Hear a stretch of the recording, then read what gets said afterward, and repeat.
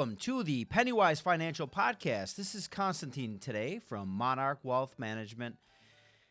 We're off to a very, very interesting point in the year.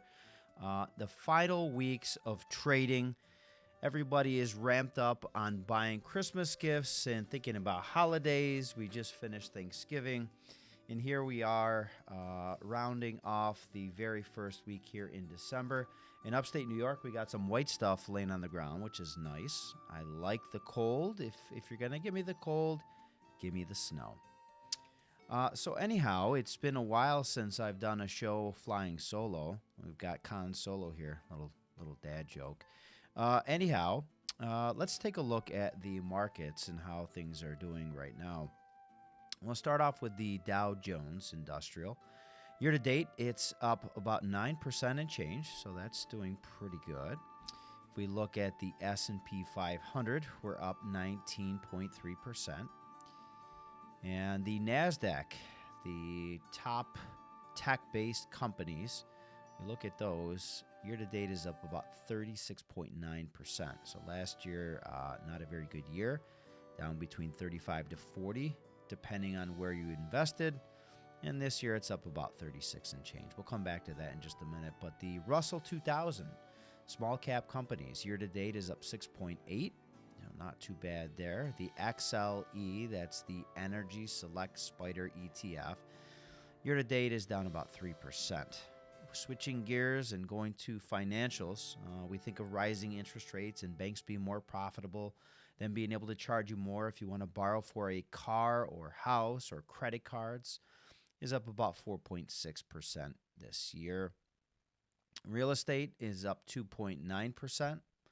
And good old-fashioned gold, the Spider Gold GLD Trust, is up just shy of 10% so far.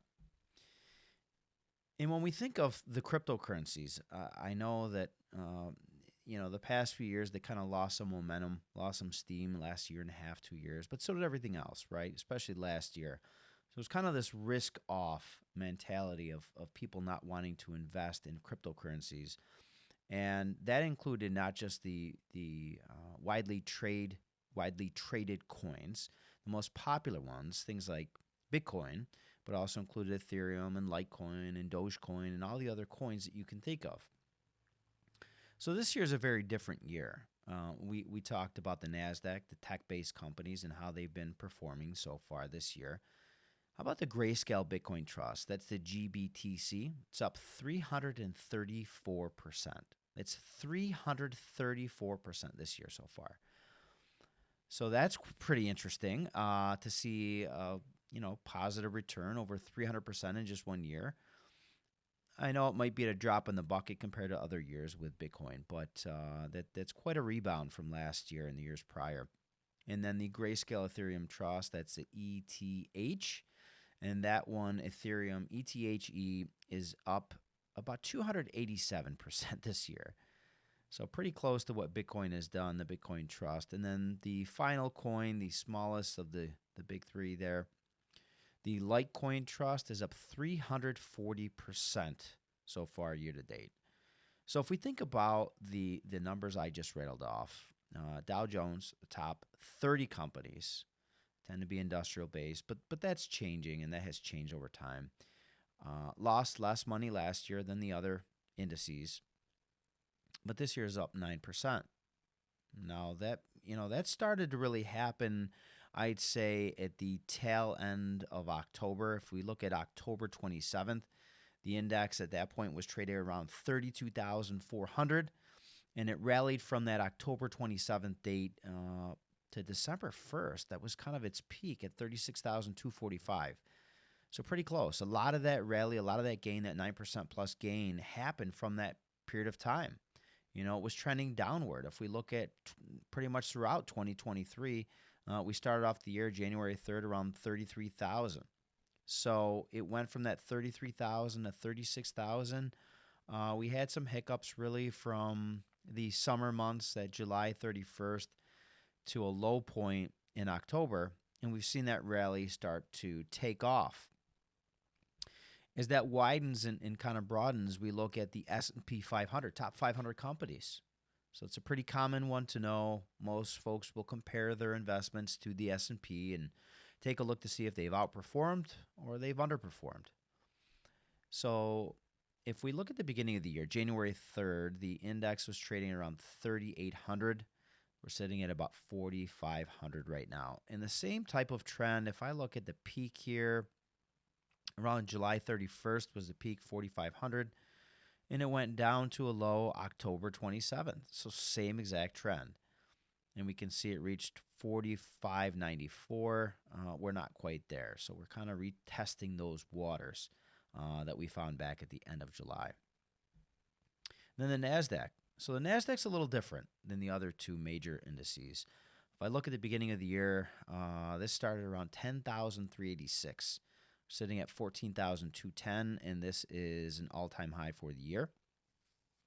So this is quite a rally in the tech-based companies. This is a risk-on play, recovering from last year's debacle, interest rates going up, and this really has been on a tear pretty much since that March, April area. So right after the first into second quarter of the year. Really been taking off. And then the Russell 2000, as the small cap companies.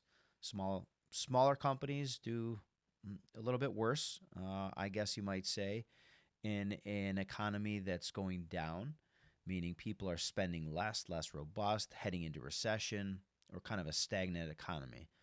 And that has held true throughout the year. This is trading somewhat sideways. Like I said, it's just up about 6.8%. We had that October 27th low, and it's rebounded from that point. It's been a couple times throughout the year. End of July, again, there was a peak there, another peak in February 2nd. So this has kind of bounced a little bit, trading sideways somewhat. And then the energy sector, that did really, really well in previous years. Kind of a tricky one. Energy is pretty flat for the year, 2.97%.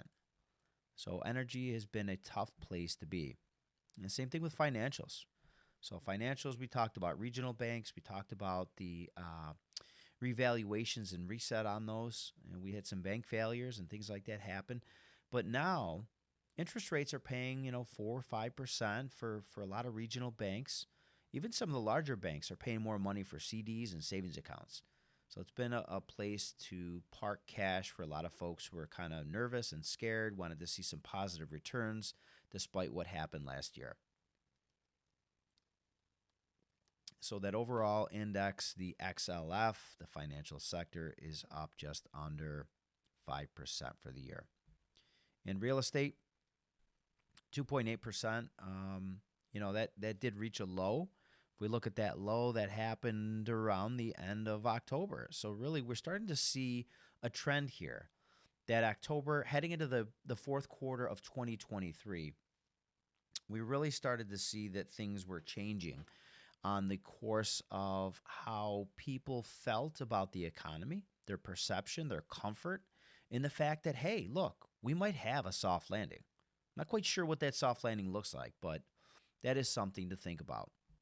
And then despite all that, when you look at gold, consider that a safe haven, place to park your money and maybe hedge against what you might see with stocks or bonds, inflation, things like that, is up 10%.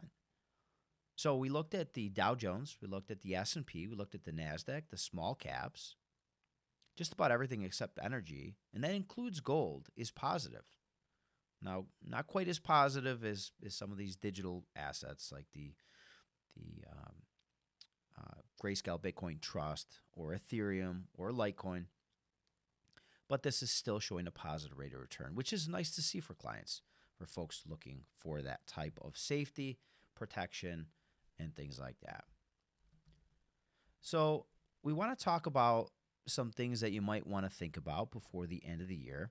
We had on a local expert here. We had Kevin Johnson on the show last week. We talked about estate planning and things like that and what that means for a lot of people, buttoning up your will. This is a fantastic, fantastic time for you to review not only your health care and your benefits, but your contributions into your 401k. Am I maxing out? Is there other ways for me to go above and beyond that amount? Do I need the tax savings today? Or could I pair that with a Roth IRA? So I think it's important for folks to know that it's an ever changing game, and depending on your situation, your age, your time horizon, those things really matter, you know. And so if you can square up on taxes and you've got a long pathway, a long road to retirement, younger, maybe not needing so many of the tax benefits today, tax savings, you might want to consider a Roth, and that may include your 401k. There are some changes to the Secure Act, which will go into effect in 2024, and we'll talk more about that in later shows. But you may have the ability to dictate how you want those company matches to be regarded, whether it be pre-tax or post-tax. So a common theme throughout the course of the Pennywise Financial Podcast here in 2023 has been the rising cost of goods, services, and that includes everything from groceries to gas to insurance. Insurance prices are through the roof, insane. Home and auto, business, liability, you name it. Everything is on the rise. Now, I wrote a blog maybe a year and a half ago, and it looked at a chart that showed consistent, healthy returns between 10 to 16% on average, year after year after year after year. And I said, just guess what investment this is. Well, the reality is it's not an investment that you and I can make. It's not a statement from a client that shows their actual returns. I wish it was. It's not a Bernie Madoff printed statement either. These were the rising cost of healthcare premiums, and it's year after year. And then we looked at some other things like college tuition at universities continue to go up. We touched on the salaries of the professors and teachers. They're not on the rise, and they certainly don't keep up with the rates that they're increasing the tuition and the cost of this secondary level of education. So then we go to the U.S. Bureau of Labor Statistics, and I like to point out just a few things. Let's take a look at the cost of some of the goods and services and how they've gone up, and we'll also take a look at CPI. So let's see here. We're going to take a look. We've got all kinds of things like bananas, bread, wheat. But if I look at some of these things, we're going to go to 2023. And this is a table here. So let's take a look first here at bananas per pound. Bananas per pound trending pretty much the same.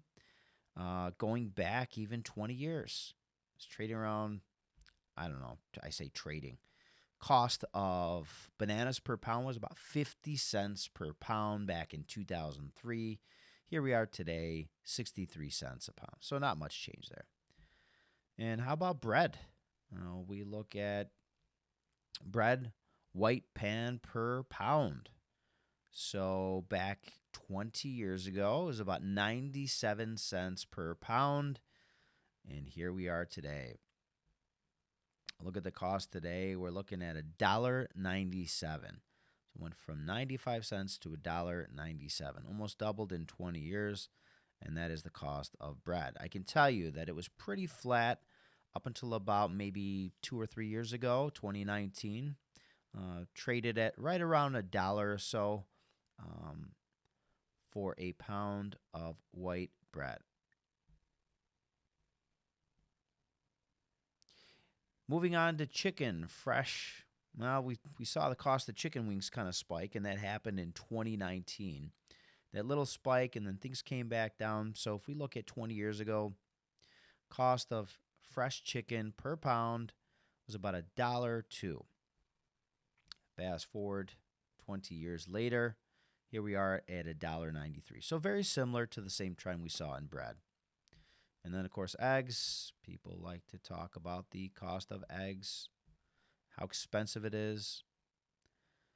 So if I look at cost of eggs back in 2003, $1.33 per dozen.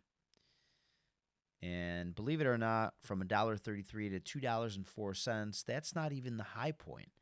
So if I look at the high point, and that's looking at August 2023, so just the end of the summer.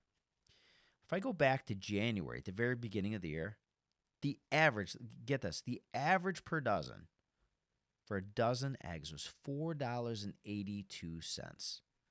It was a pretty dramatic spike. I mean, it was on the rise around the high twos, almost $3 back in 2022, but it spiked from that two something to almost $5 for a dozen eggs. Insane. How about utilities?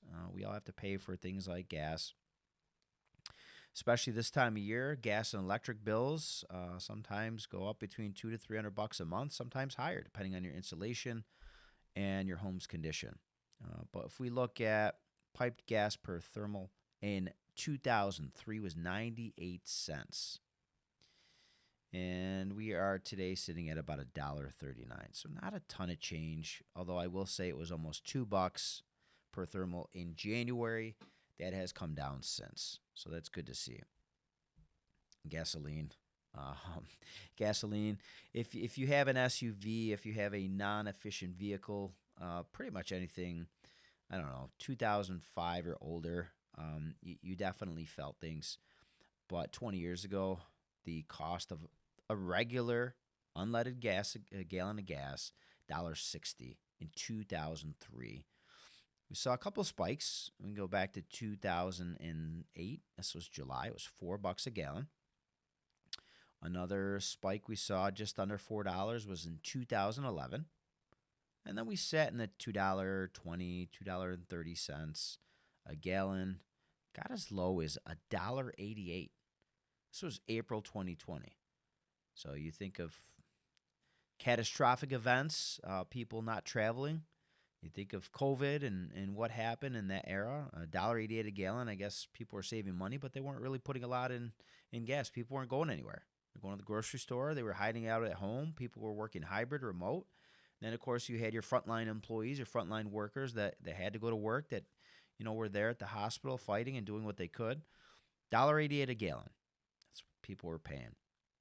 We did see a spike. This was June of last year, 2022. Average cost per gallon, unleaded fuel, $5.06. $5.06. And here we are today at around $3.78 for a gallon of gas. We talked about energy, and we can see that played into the price of energy. That's one of the sectors we looked at that's actually negative for the year. Not a ton, but it is there. So that, again, is the data that we're taking a look at. And I think it's important, we understand that costs of goods are going up and people are getting wage increases, but not quite matching what's going on with the cost of goods and services. So people are actually losing money by even getting a raise, not to mention healthcare costs and other things that are going up. So those are some of the things that people are thinking about as we head into the new year, as far as budgeting, 401k, healthcare, benefits, savings, other programs and things they could do to save. This is also a time of year when people will look at their expenditures and say, geez, am I spending too much money? Do I really need that Netflix subscription? Coupled with that Apple TV and coupled with YouTube TV and coupled with HBO and Paramount Plus. Back in the day, people used to talk about cable companies. And they'd say, geez, these cable companies, they bundle everything. You pay one price. You're paying $150 for cable. And then went to the cord cutting. The idea there was sharper ways of watching TV, watching the shows you actually want to watch, cutting out all the fat, getting rid of the channels you don't really watch, but you're still paying for. So what happened there is it was $30, $40 a month. They started adding more and more channels. And these production companies, they don't want you to buy one channel. If you've got HBO and you got Disney and you sell a bundle, if you've got these channels and no one's buying them a la carte, you're going to start forcing some of these providers like YouTube TV and Hulu and other providers to bundle their services. And that's really what's happened. It's going to be interesting to see what happens, though, as we head into the new year. 2024 is going to be a pretty contentious year. We've got a very big election coming up. Hard to say what will happen, of course, next year. It's still pretty early on. But, one of the things that I do worry about is cybersecurity. And I bring that up in this time frame because we are in the month of December. People tend to spend a lot more money, and they're buying gifts. Everybody's holiday shopping, Christmas shopping, Hanukkah. You got all kinds of holidays going on. And people, are swiping that credit card or that debit card and using transactions online. It's very easy to fall victim in clicking on those links. Links like, hey, here's your UPS update. Hey, here's your FedEx update. Track your package. Please update your user ID and password with Amazon. That's a big one. You get a text message. You get an email. Oh, geez, I got to check on Johnny's gift. And you forget. You're not conscious. You're not aware of what you're doing. Anything that demands your attention right away, that asks for quick action, that's going to prey on those folks who kind of forget about it. They think it's the gift they're waiting for. They click on a link. All of a sudden, their identity's hacked, and it's not fun. And I'm seeing more and more and more of it. I write about this in a blog. What I want you to do, if anything, is revisit a few items before year end. One is your healthcare benefits. So open enrollment period is going to be wrapping up. If you've got some Medicare supplements, it's going to be wrapping up. In addition to that, your 401k contributions. Meet with your accountant. Find out if there's any deductions you're entitled to, anything you should be looking at, or if you're better off paying for those now, skipping out on the deductions, and having that money grow tax-free, compounded. I talk about this with an HSA, and HSA is a phenomenal investment vehicle. You say, geez, investment? I thought that was really for my healthcare expenses. But there's a way to maximize and utilize not only the deductions by making contributions. If you couple that with a high deductible plan that is HSA eligible, yes, it must be HSA eligible to participate and open and fund these. Young or healthy don't tend to have a lot of medical expenses. This could make a lot of sense for you. I share this concept because I think there's a ton you can really do. Getting the deduction by putting the money in, having it grow tax deferred, having it come out tax free later on. Oh, and by the way, investing that money along the way, meaning you're making 5, 8, 10, 12% over an extended period of time. And by the way, there's other things you can do, like paying for expenses out of pocket today with your credit card, collecting points, collecting cash back. So you say, well, geez, why do I have this HSA? You can take the HSA proceeds and get reimbursed at any point throughout your lifetime. Why is that important? How would you like to have a $5 reimbursement come back to you today versus allowing that to grow completely tax-free? Have all the deferred gains on that growing inside your account to be able to use later on in life when you might have higher healthcare expenses. So again, it's not for everyone. It's certainly something to consider and look at. And the other thing I would tell you is to look at your credit. And I can't say this enough. Ton of fraud going around, cybersecurity and AI, all these attacks going online. It's very hard to catch these criminals. You can do a lot of things to help stop and, cybersecurity software, and that's great. That's one step. But the other thing I would tell you to consider doing is freezing your credit reports. So what I mean by that is you're able to go into the 4 different agencies. I have a blog on that. I'll include that in the notes with a link. Go in, you put a credit freeze on each of those. You need to apply for a loan, get a credit card, buy a car, lease a car, buy a home, any of those things. It's going to make it a little bit inconvenient for you. But I tell you, it's well worth it, protecting your assets, protecting your net worth, protecting your identity if it is somehow stolen. And I can tell you, it's happened to all of us. We get these informational packages from insurance companies, investment firms, banks, Social Security system. You even look at the U.S. federal government. The U.S. government's been hacked many times. How about your local, gas and electric company? How about your internet provider or your cable provider? And they give you a little coupon, a little flyer for free cybersecurity monitoring for a year or two because they've been hacked, and these cyber criminals now have access to your name, your cell phone, your email, maybe your social, or at least part of it, maybe your credit card number or your bank account number. So it's getting scarier and scarier, and these criminals are becoming more and more creative in ways to steal your identity, your money, take advantage of your accounts. And I always encourage people to consider using a credit card versus debit card for every single purchase. If there is fraud on your account, if there is an issue on your account, whose money would you rather be out there in the wind while they figure things out? Your money or the bank's? Tell you, if it's your money and it's $2,000, $3,000, $4,000, $5,000, and you wait 6 to 8 weeks for that money, there's not a lot of families that'll feel comfortable waiting for that money. Use a credit card. You say, geez, that might be scary, right? I pay interest. No, pay it off every month. Leverage the credit card for cash back and points for the normal spending habits that you already do. Please don't use that as a vehicle to encourage more spending, which is what typically happens. Be disciplined, be cognizant. I think that's all the time we have for today's show. Thanks again for listening to the Pennywise Financial Podcast. This is Constantine from Monarch Wealth Management, signing off first week here in December. Enjoy the snow, folks. Careful driving.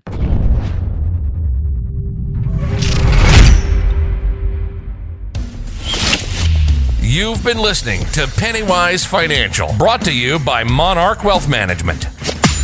Constantine and David really care about their clients. They want to make sure you're happy, so you'll continue to hire them. There's no commitments, and clients are free to leave whenever they want. Think about being able to pick up the phone and call someone for guidance and advice on almost anything, from buying a car, selling a home, buying vacation properties, or even selling a business. Reach out on the website at monarchwealthmanagement.com. There are 2 offices in Rochester and 2 offices in Buffalo. Reach out to us on Facebook, LinkedIn, Twitter, and YouTube, or call us toll-free at 800-480-1580. That's 800-480-1580. Until next time, this is Pennywise Financial, signing off. The opinions voiced in this program are for general information only and are not intended to provide specific advice or recommendations for any individual. To determine which investments may be appropriate for you, consult with your attorney, accountant, and financial advisor or tax advisor prior to investing. Securities are offered through LPL Financial, member FINRA, and SIPC.